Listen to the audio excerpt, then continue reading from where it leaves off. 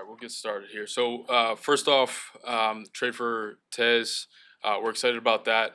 We expect him to come here and help our entire team get better. We see him as a long, fast, explosive, relentless defensive end that can help us both in the run and the pass game. Um, and really, I see him as a multiplier. He's going to allow everyone to play better. Our entire defensive front, our corners, our safeties, and again, hopefully, we talk about the ball all the time, creating turnovers and stops, so we can be better. In terms of our process, really it was a situation where you try to forecast forward. You look at the draft potential. Our guys have been doing a really good job getting that information in, as well as free agency. And we felt like this was a really good opportunity to get ahead of that and get a top pass rusher in the building. And again, that's short term, but also for long term. We're currently working on getting a contract done now. I got a lot of questions about Jalen. First, Jalen and I have a really good relationship. A lot of transparency. We sit down, we talk, we go through different things, and heard a lot about not wanting Jalen here long term. That couldn't be further from the truth.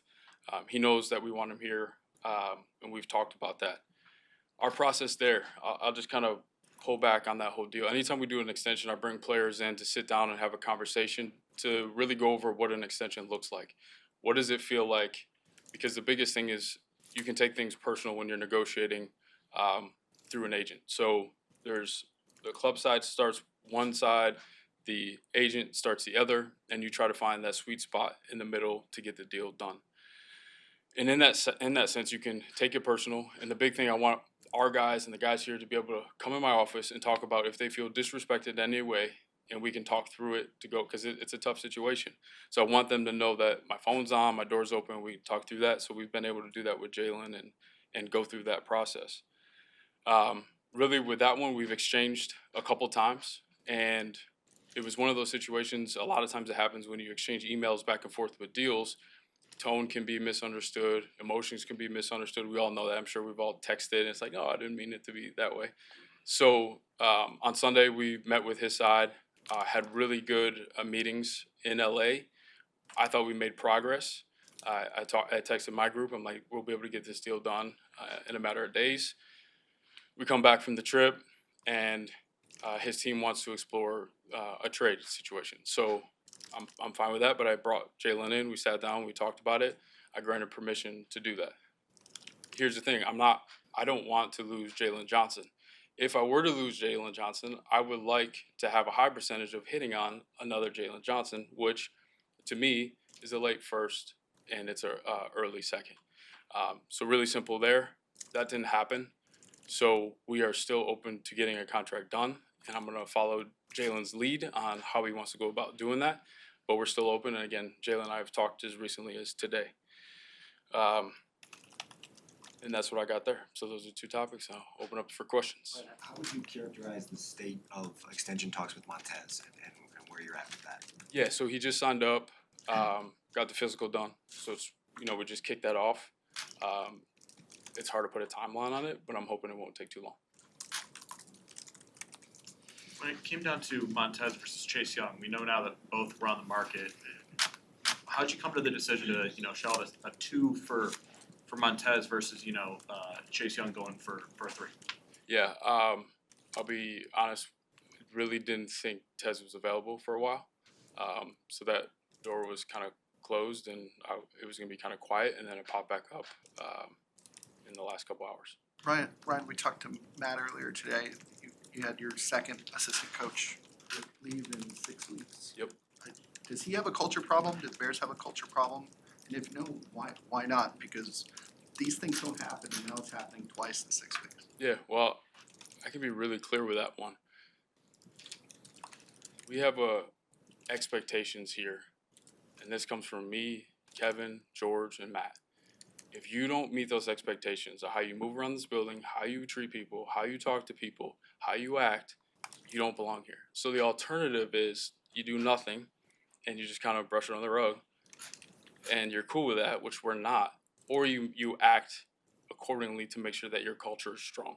So unfortunately, I feel like every time I talk, it's like the easy way, the quiet way, the hard way is the loud way, and we have to deal with this, but that's how we're going to do business here. So. Ryan, how certain are you that you can get a deal done with Sweat without using the franchise tag? Because when you spend a second, obviously it's a long-term thing. Does that put you in a little bit of a tough situation leverage-wise, trying to get, knowing that you need to have this guy here long-term? Yeah, I feel really confident that we can get a deal done.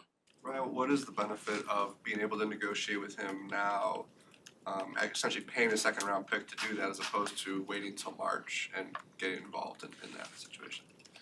Yeah, I think it's capitalizing right now because you start to lose opportunities.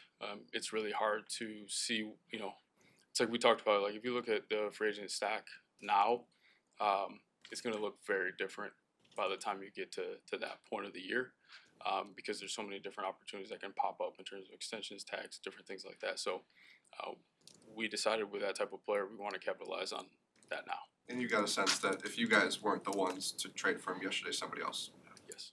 Are you surprised at the pass rush up until this point, given how many draft resources, free agent resources that you've utilized, that it hasn't panned out the way that you might have been hopeful for? Yeah, you're always hopeful with the guys that you're bringing in, but sometimes you just need, someone that can come in and create some disruption where now you have to slide the offensive line a certain way, you have to double team certain people, and then that starts, again, we're talking about multipliers where it can open up different situations for different guys to get home. So I'm hoping that this improves that. We're aggressive again this year, same situation, second round pick. What gives you confidence that this time, this move at the trade deadline is gonna work out? Yeah, it's one of those things that, again, I try to take a lot of pride in it, but, you look at things that you do, if they fail or you make mistakes, can you look back at why and address those? And then I think the key is like sometimes you become a little bit shy to make aggressive moves as you move forward.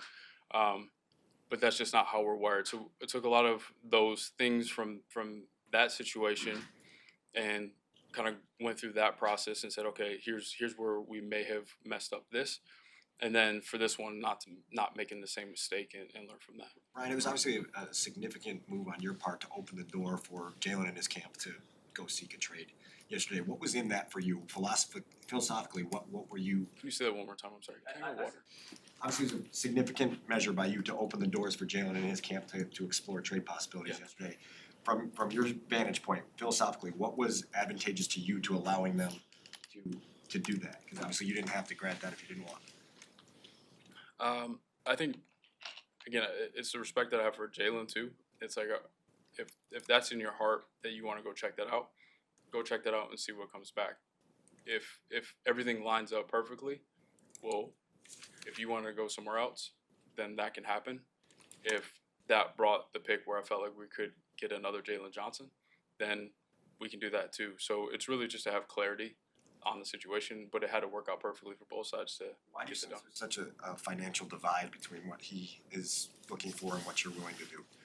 That's the thing, we never got to that point. That's why we met in LA in terms of let's close the gap and figure out where to go next. Because when you negotiate, you just like anything else that you guys have done, it's you go back and forth a couple steps. So there was only a few steps. No one was final. Does that make sense? Yeah, I mean, I guess obviously there's still. I don't know what the gap is. Okay.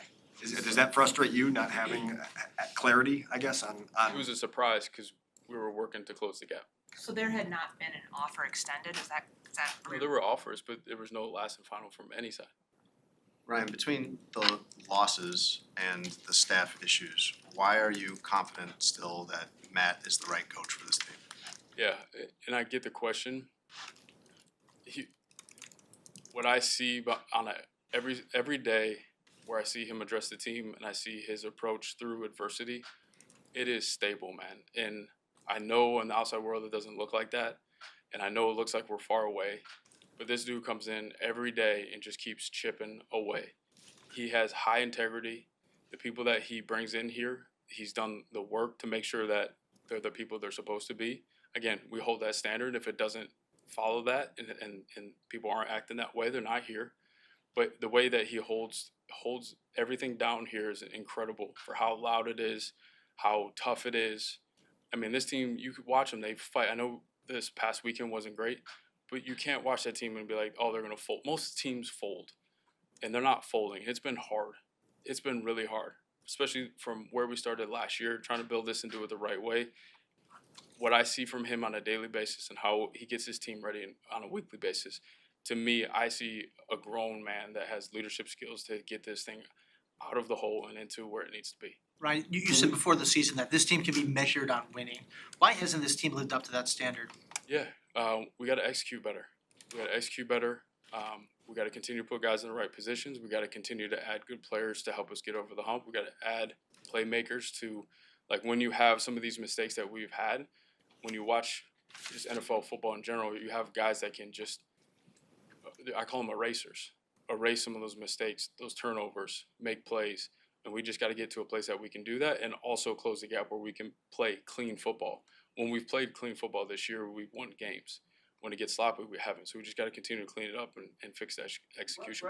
Ryan, just to clarify the Jalen situation, I was a little confused.